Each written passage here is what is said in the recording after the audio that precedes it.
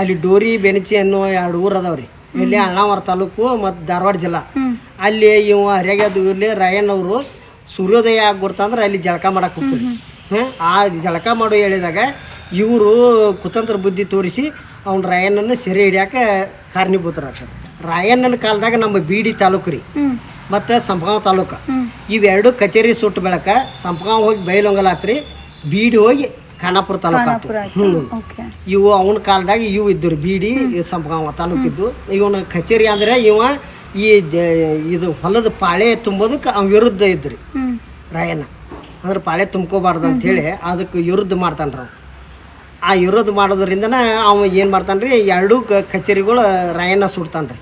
ಸುಟ್ಟು ಅವ ಏನೇನು ಎಲ್ಲೆಲ್ಲಿ ಏನೇನು ದಾಳಿ ಮಾಡಿದಾನಲ್ರಿ ಅದನ್ನೆಲ್ಲ ಹಿಸ್ಟ್ರಿ ಬರೆದು ಹಿಂದಗಡೆ 1830 ಡಿಸೆಂಬರ್ದಾಗ ಎಡರ್ಸನ್ ಅಂತೇಳಿ ಒಬ್ಬ ನ್ಯಾಯವಾದಿ ಗಲ್ಲಿಗೇರಿಸ್ಬೇಕು, ಅವನ ಪಾಸಿ ಹಾಕ್ಬೇಕಂತೇಳಿ ತೀರ್ಪು ಕೊಡ್ತಾನೆ.